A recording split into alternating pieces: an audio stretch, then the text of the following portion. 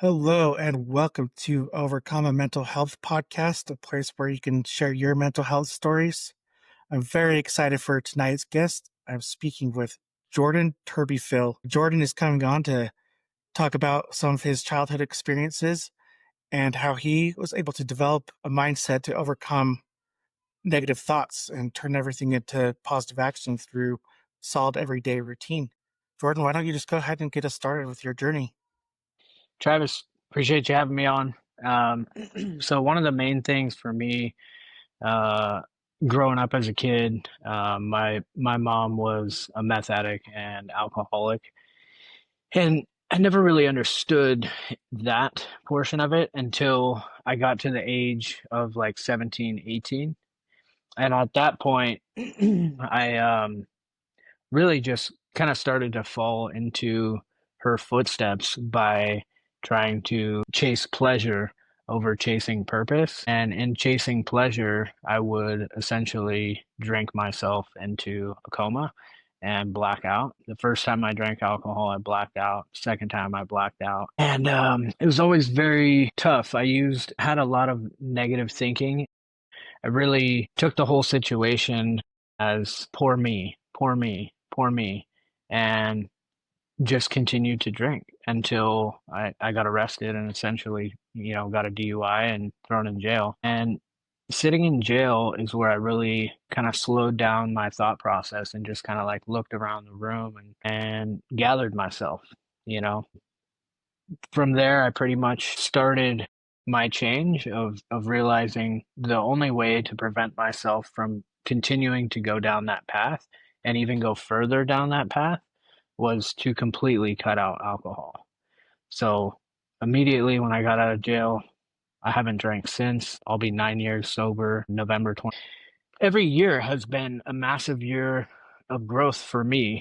The first year was extremely hard. I had suicidal thoughts. I thought, more of the poor me bullshit, but this time I was just sober thinking it, and every year I feel like I've taken a step further and further in the right direction. Probably 3 years ago, I really started focusing on my daily routine and how to raise my frequency to where I can uh, higher that frequency before I interact with anybody.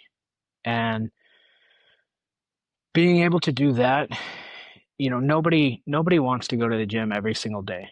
If anyone says that they want to go to the gym every single day, they're lying out their ass, straight up. I've been to the gym 90 days in a row, and on that 91st day, I sat in the parking lot for an hour trying to talk myself out of it, and then going back and forth with myself about whether or not I should go in. Eventually, you know, every time that you break that cycle of like just pushing through that mental pain, every time it gets easier and easier to break through. And that voice gets quieter and quieter. So to me, we gotta like align our conscious with our subconscious. Because you'll get in those interactions where your conscious is telling you to do something that you have planned, and then your subconscious will try and protect you and be like, no, you've worked hard enough today. No, you moved all these pallets of tiles. You can take a rest day today. But if you just continue to push through those mental blocks or your subconscious coming to protect you, you eventually grow and just continue to grow and grow and grow. So that's pretty much what I've done. What Go do you ahead. do to push through those mental blocks? A lot of times I'm just patient with myself. Sometimes I'll get a little hard on myself, but I would say too, there's in the past I would get really negative with myself, you know, and I feel like being negative about it is the worst way because that negative will grow. What I like to do is I'll be hard on myself, but it's in a positive way. Like, you can do this shit. You did it yesterday. You did it the day before. Like, quit being a baby. Quit crying about it. Like, you can do this, you know? Before, I would sit there and just be like, you're a piece of shit. I would try and like get myself fired up in a way. But what I kind of realized too throughout this whole process is like, anger is a strength and like hatred is a strength that can be used as fuel, but eventually it burns out. And the thing that never burns out is love. And if you use like love and forgiveness, man, that's like a fuel that will just burn so deep and give you so much energy to do the things that you really want to do. So if there's like somebody motivating you, if somebody's listening to this and somebody's motivating you to like want to go work out because you hate them, forgive them and love them. And I know that's like the hardest thing to say, but once you do that and you just start loving yourself for forgiving them, you're going to see how much further you're able to push yourself compared to when you're just lifting because you hate that person. And I've seen it so many times, just me going to the gym when I first started. I had a couple like business relationships that kind of fell out, and that's what I would do. I would take their hatred towards me and I would be like, oh, I want to like destroy that person or whatever, and like I said, that energy will burn you out quicker than anything. So just go forward with love and kindness and forgiveness. And Yeah, and that's honestly a hard lesson to learn. Like I personally have struggled with negative thoughts myself. And I yeah, can't tell you how many times that I've told myself, you're a piece of shit. Like you don't matter. Like nothing you do is good enough. And I yeah, honestly don't believe it was until the last year that I was actually able to turn those thoughts around and start building myself up. And it's just a work in progress. Like you have to work on it every day. 100%. It's something that like, and that's why I say the daily routine, because, what I like to do daily is wake up early, get like burpees in first thing in the morning. So you're getting your blood flowing and just getting like a little bit of pump. And you start feeling better about yourself immediately. It's not something that I love to do, but I love the way that it makes me feel. And I love the energy that it brings me to that I can offer everyone else around me you know. And what you said, I used to struggle with the exact same thing. And when I first started this whole process, like my relationship with my wife and I wasn't the most perfect relationship. And a lot of times I would find myself saying the exact same things that you're talking about, where I would be like, you're a piece of shit. You never do enough, and I'd just be beating myself down. And now in turn, I'm like if I need a second to like catch my breath, step out of the room, catch my breath, instead of having those type of thoughts, I'm like, all right, what else can I do? What else can I do? What more can I do? You can do more. I know I can do more. All right, let's do more, and I'll just jump up and start doing more. And the more I've done that over the past, I feel like it's instead of me taking my energy and going towards the other person or in this situation my wife, it has helped her to come closer to where I'm at, you know and it's helped her to do more. And like she started her own business and she's been thriving in her own business. She's such an incredible mom and stuff like that. So Sorry, I didn't mean you can no, go finish your ahead. thought. I Go was gonna ahead. say that's really cool to hear that like because you turned around and worked on yourself that your relationship grew like to become better. You became better Oh, partners. 100%. Yeah, 100%. And like the hardest thing for me, because I did 6 years completely sober, but my mindset was still off, you know, Hmm. and I would still have those similar thoughts of what you're talking about. And I would also, um, just constantly like catch myself like saying the wrong things or like lowering my vibration to go negative and join in the argument instead of being more solution oriented. I think I can't give myself all the credit. Obviously, my wife has been doing all the work herself as well, but I think as a man, we have to lead in the family dynamic. And when we do that, um, they're more likely to come closer to this side and be more positive and be more happy, you know? Now, if you're willing, I want to go back a little bit.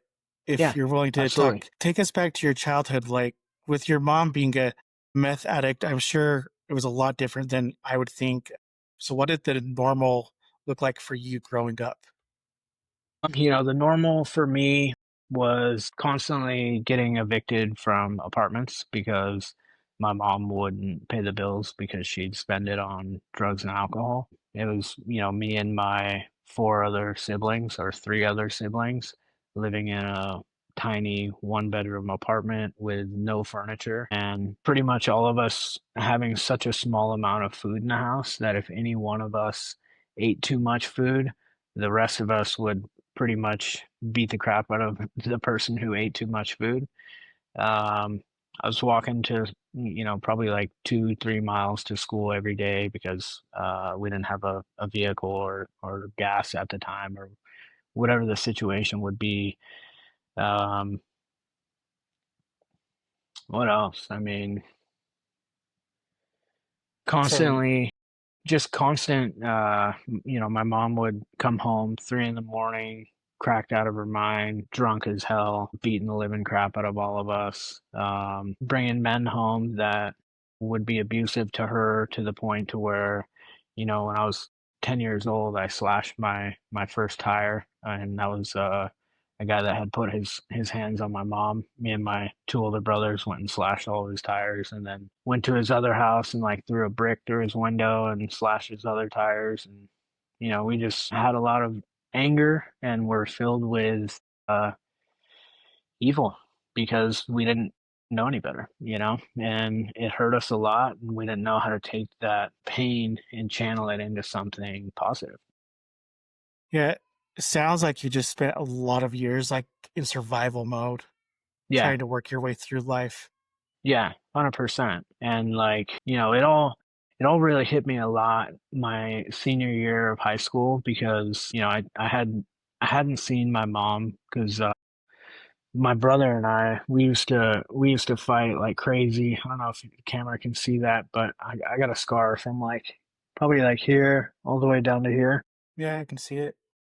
And my brother and I, who were closest in age, we used to just beat the living hell out of each other. I mean, I should say he would beat the living hell out of me, and I would just try and get as many punches in as I could because he was, just twice my size always. And once that happened, uh, my dad got custody of my brother and I, so we moved back in with him, and I didn't see my mom for 4 years, and then all of a sudden she just shows up at my high school and just like walks on campus, and she's like all cracked out of her head, begging for money and stuff, and it was the hardest thing, to see. It's drugs and alcohol might make you feel good, but they'll rob you of your life and of everything you've ever loved, and not just for a small period of time. They'll rob you of it forever, and they'll rob you of the time with your kids, and you'll never get that time back, So the best way for me, like I said earlier, was like all I wanted to do was like numb myself, and I never fell into doing meth or doing really any hard drugs, but alcohol got a good hold of me for 5, 6 years, and I really drank a lot and would do the dumbest things and just be, just completely embarrass myself and just crush my own confidence, make me feel even worse. So then when I would be sobering up the next couple days, it would just be so many negative thoughts of like you're a pile of crap, you're going to hell, or just all the worst things that you could say to yourself. So you'd mentioned before that it was a DUI, and since that you got arrested, that's kind of your breaking point of like I need to be sober. Yeah. Um, It was actually my second DUI. it was your second DUI. My first one, I quit for a year and then I started up again quickly. Once alcohol gets a hold of you, it's a slippery slope. And you'll go from, I would tell myself, all right, I'm going to drink only one day a year on my birthday. And then a month later, I'm going to drink, once a month. And then, a month after that, oh, I'm only going to drink once every 2 weeks. And then it's once a weekend. And then it's I'm gonna drink. It ended up being like pretty much every day. I had a bottle at home of, and I can't even remember what I would drink. I would just get like a big handle of liquor and a 30 pack of beer, and I would come home. As soon as I'd get home from work, I'd take a couple shots and then open a beer. And 4 hours later, I'm like 6, 7 beers deep on a Monday night when I have work on Tuesday. Yeah, that's crazy. And was that a nightly thing? But yeah, that was a nightly thing, 100%.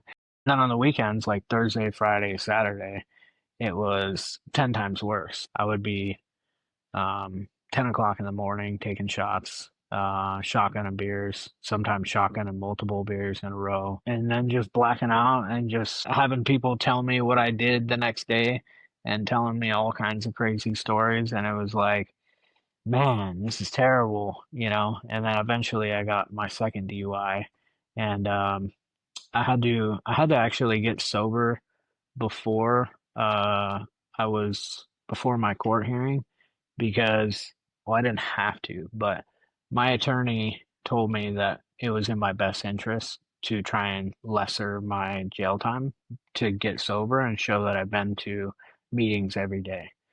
So that's all I cared about. And I was like, all right, I'm going to do this just so I can get a lesser sentence. And because it was my second DUI and both times I blew over 3 times the legal limit, they pretty much threw the book at me, gave me jail time in downtown LA in California. And they put me on a bus and shackled me up. And I was like, never, the only times I've ever been in trouble with the law was both times I got a DUI. So I wasn't the type of person that was out doing things to end up there Yeah. besides drinking. And once I was on that bus, it was just like, holy shit, like, Okay. damn, where did I get what did I get myself into, you know? Yeah, it's like an awakening of some sort. Yeah. Oh yeah. Yeah, I mean, the scariest thing there was like, I'm 5'7". At the time, I was probably like 150 pounds, and there's probably 120 people at a time that go through intake, and they had us in this really large room that was like shaped like a rectangle, and it's just all walls. There's nothing else in there, and so they had everyone just sitting around with their backs up against the wall, waiting to go through the whole process. You know, you start looking around the room and it's like, man, I feel like I don't fit in here. Like this is crazy. But here I am. And I'm just sitting there talking to myself saying these things like you deserve to be here. Like I know I know you're looking around and you don't think you deserve to be here, but you definitely deserve to be here, you know? And yeah, it was a shocker for sure. Yeah, that'd be rough. I can't even imagine. But when you started to like rebuild your mental framework, is there like a kind of a first, what were like some of the first small things that you remember actually making a difference? So actually, one of the things that was uh, one of the biggest changes or things that somebody said to me that really clicked was actually through the DUI program in California. They assigned me to a class where I had to go sit and listen to a doctor at a hospital. And that doctor, they didn't know who it was at the time, but the doctor that ended up doing it was like a neurologist. And so he took it upon himself to like explain to us, look, your brain, you control your brain. Your brain is the most powerful tool in the world. There's nobody that can recreate a brain, but you have complete control of your brain. So, and he showed us a couple things. Like one of the biggest things was think about somebody who's drunk. You know, drinking lowers your ability to control your brain and control all your functions, like your reactions, you know. And for example, if you're driving down the highway and you're drunk and you see a cop on the side of the road with his lights on, you're immediately going to focus on those lights because of what? You don't want to get you don't want to get pulled over again, you know?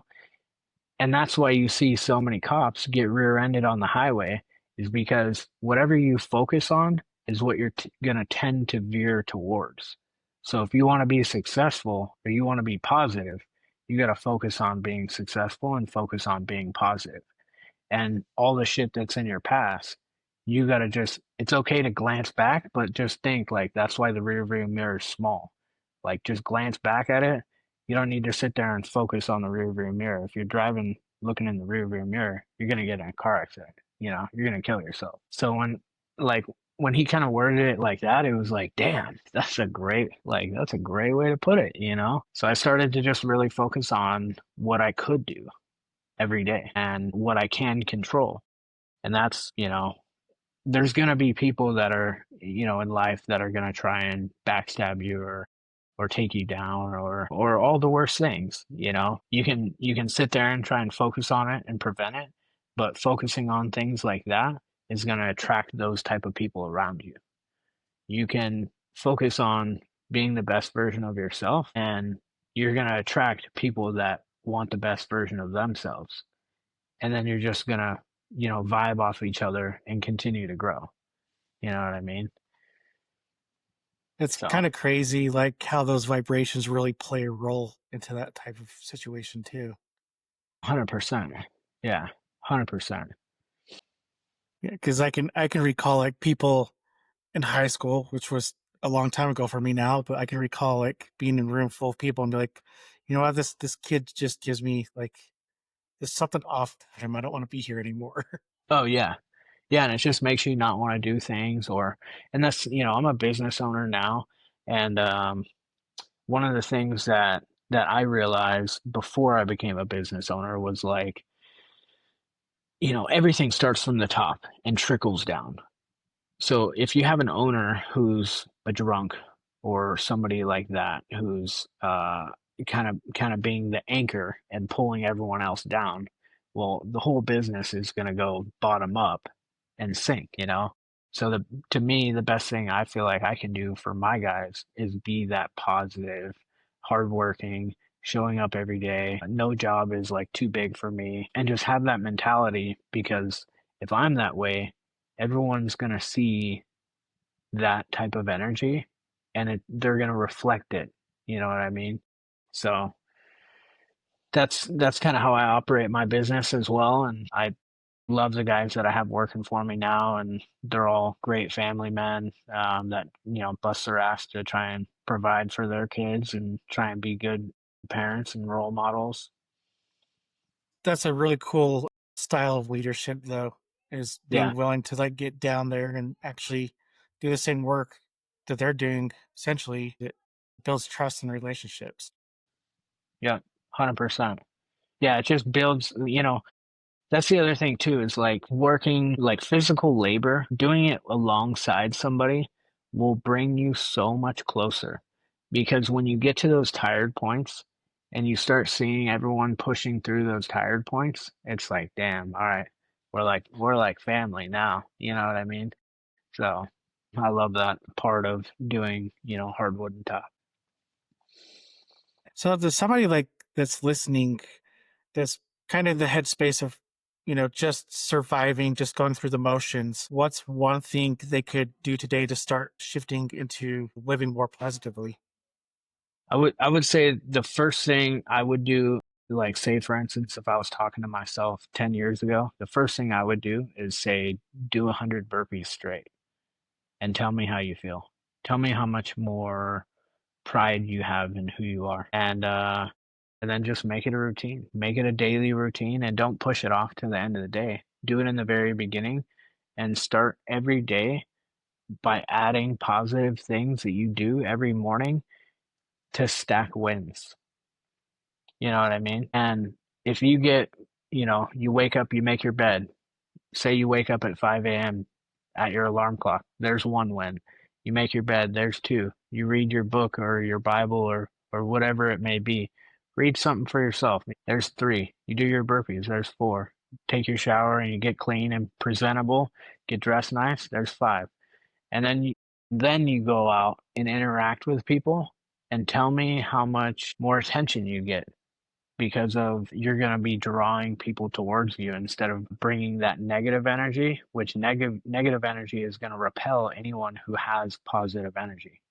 You know what I mean? So if you want to attract those higher type positions or jobs or roles in life, the best thing that you can do is raise that vibration and stack those wins. That's awesome. I love that. Like a lot of good pieces of like information to take in from that. Yeah. I love it. I Yeah. know I'm You got it. repeating I mean, myself, but it's like you got to do it, it's you all know? really good. And it's getting in that mindset though, just to repeat it and have it become a habit. Yeah. It's challenging. Yeah. One of the other things that I tell myself too, because, I'm human. I'm not perfect. I've missed days. I've had days where my mind got the best of me still. But even then, it's get right back on the horse. You know, it's okay. You missed a day. Who gives a shit?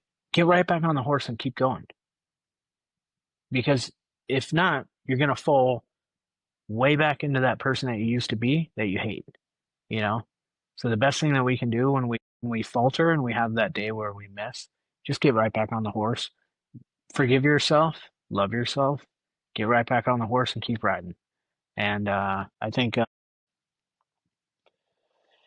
I think everyone should do that every single day, you know? Yeah, and that's from personal experience. I can say that's one of the hardest lessons I've had to learn was how to pick myself back up because I have a constant battle with anxiety, and it just I get in these loops where I just keep repeating myself and like do the same stuff. But to actually be able to fall over, have an off day, as you said, and to pick yourself back up, that takes a lot of grit and resilience to be able to do that. So I Yeah. That's applaud you and anybody out there that's able to do that. yeah. I would say that's one thing that I feel like that's probably one of my biggest strengths is having a lot of grit and being persistent. Um, I've been, some of the stuff I've told you, I could tell stories for, years on some of the things that I've been through or seen or done to myself. And no matter what, I mean, you got to forgive yourself, love yourself, and just continue getting back on the horse and just keep riding. And one of the things that I feel very strongly about is we're not we're not guaranteed tomorrow. So the best thing that we can do is the most that we can do today. And with that being said, like if you haven't done your burpees today, get your burpees in. Let's go. And just watch how much better you feel. You know what I mean? So Yeah. And was there any point like in your life during your journey that you were um I'm trying to think of how to phrase this, that you were afraid of kind of repeating how your childhood was with like your own children? yeah, percent, 100%. Uh, I think that was I've always been kind of afraid of. Well, I shouldn't say afraid. For a long time I used to operate in that way with fear. You know what I mean? But that's another thing that I like to push a lot is like no fear. It says it so many times in the Bible, no fear. You know what I mean? God loves you, God loves all of us, and none of us should have any fear except for God. I mean, no parent is going to be perfect in their teachings, but the imperfect teachings are perfect because it's God's plan, and that's why, today I've been able to like forgive my mom and I love my mom for the time that I did get with her. And she taught me so many things on what not to do. And she's made her and my dad have made me such a better dad to my 2-year old that I mean, check on my Instagram.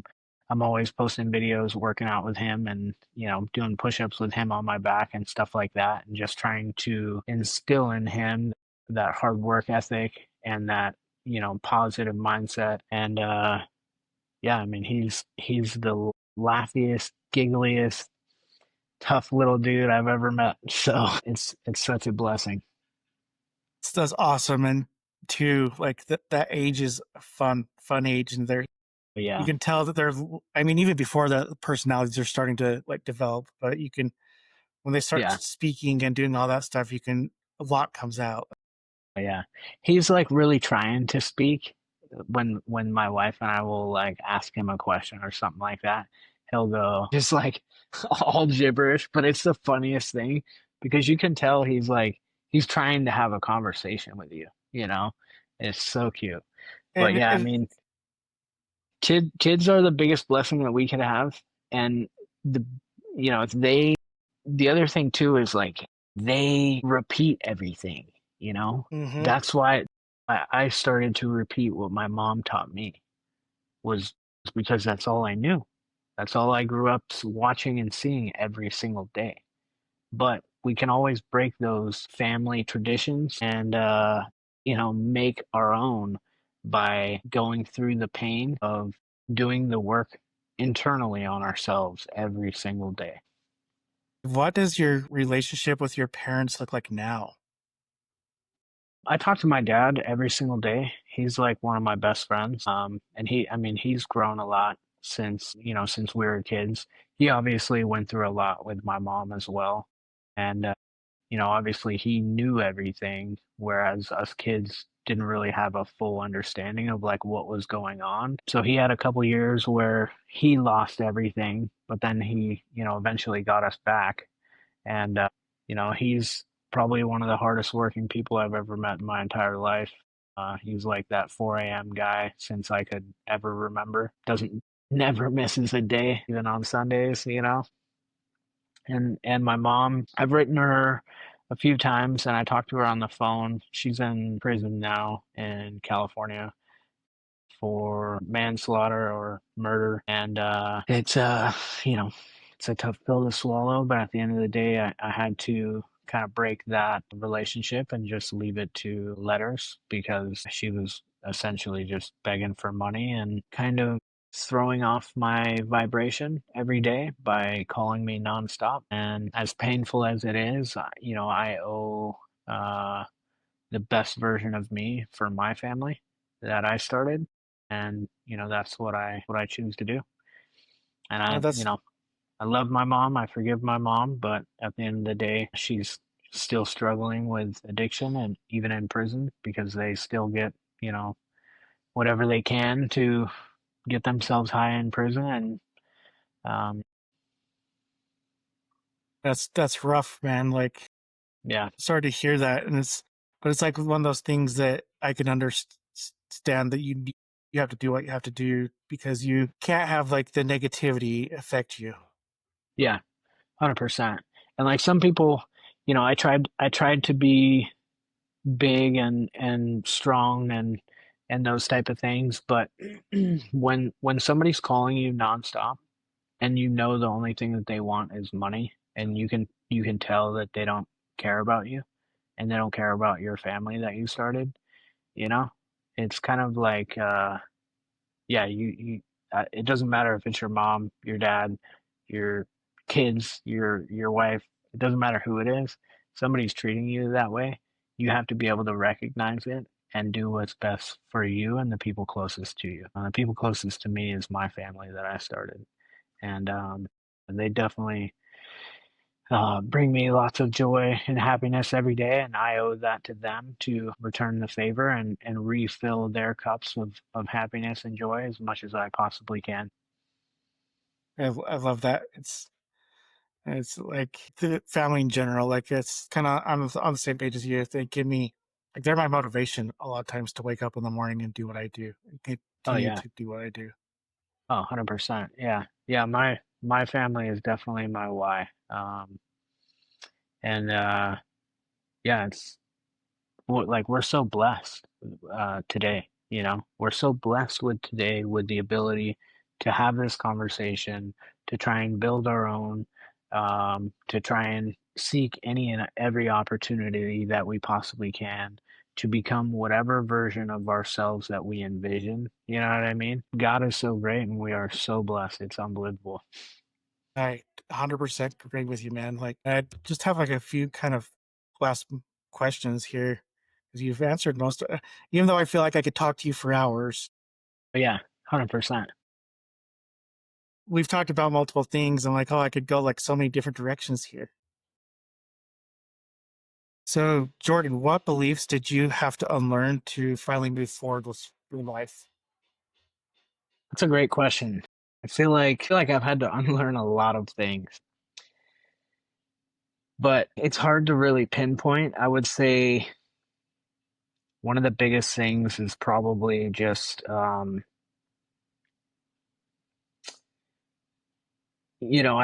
used to hold grudges a lot and have this like pain of like I need to get this person back, you know. But once I learned forgiveness and the power of forgiveness is in the forgiver, you really, once you learn to forgive, you really release that pain onto the person that's done it to you. And then it's up for them to forgive themselves, and instead of holding grudges, just forgive, you know. Yeah, that's a hard thing to learn too, because I But feel yeah, like in my life I look back and it's almost easier sometimes to hold grudges and just to not talk to that person than to actually find it within yourself to forgive them and actually speak about it again. yeah, yep. And yeah, I would say, yeah, it's, it's definitely one of the hardest things. It's one of the hardest things to learn, but it's very powerful. So, kind of just a one last major question here, and then just a few follow ups. What's your vision? If we were to check in with you in 5 years, what impact do you hope to have made with your, just your basically positive mindset and teaching people this? I would love to be coaching and mentoring, um, physical, mindset, fitness, and nutrition, coaching people. I've been coaching people currently, but I would love to be, you know, coaching thousands of young men and helping them to forgive their past and moving forward and to just build that best version of themselves to where they can give it back to society and to the people, obviously closest to them and being a valuable asset to their family. It's a really cool way to help people out. Yeah. And I mean, one of the most important things for me too is like dropping the vices. If I can get 1,000 people to get sober and to start seeing their true potential, I feel like so fulfilled on my purpose that, um, obviously there's no stopping there, but I've already had 3 people that I've helped get sober, and just the first person gave me so much gave me so much purpose, and that's one of the main reasons why I come on the podcast and try and speak this into people is, it's not for the money, it's not for anything. It's to just help other people to see and hopefully get sober and become the best version of themselves. That's awesome.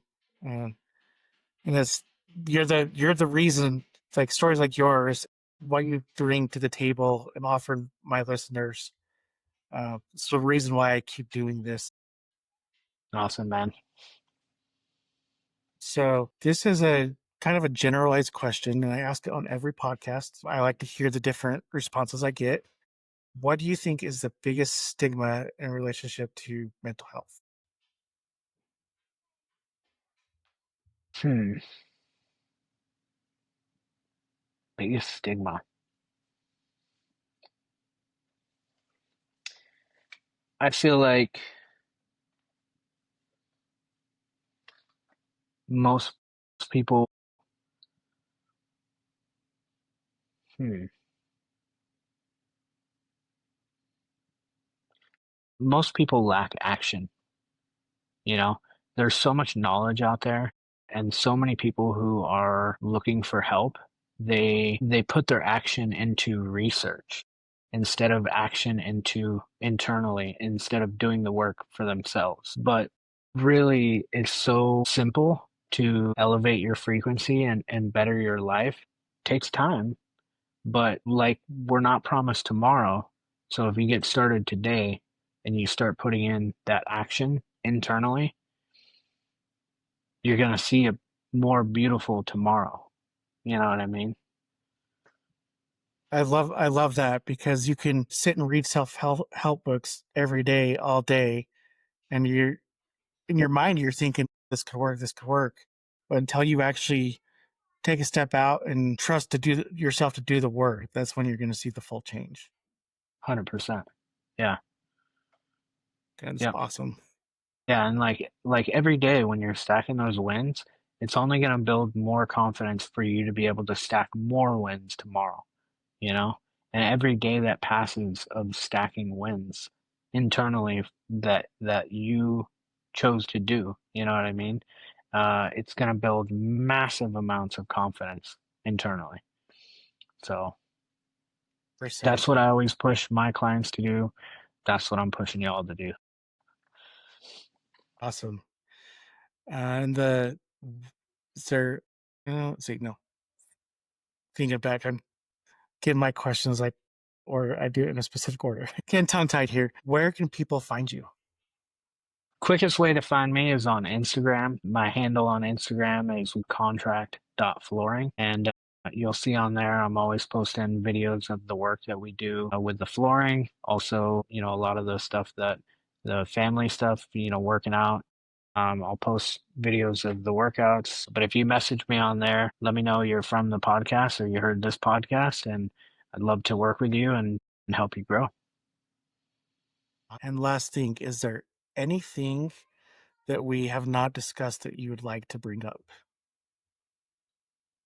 Man, yeah, you know what? Politics. Let's bring up politics real quick. I just Let's want to do say it. this. I just want to say this. It's the easiest and most proven way to defeat your enemy is divide and conquer.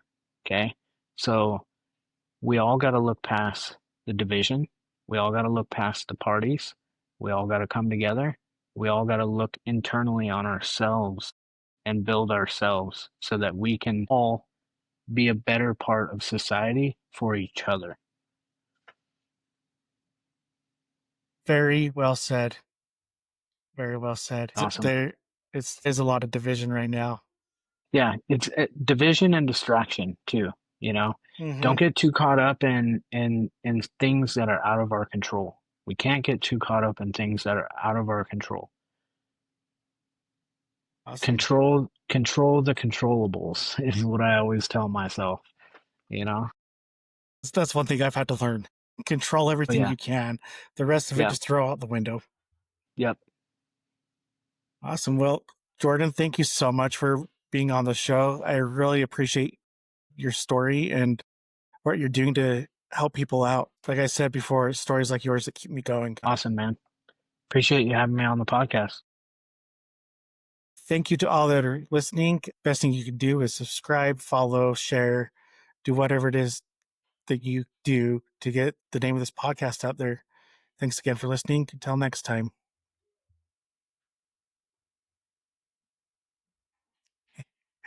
Lost my button.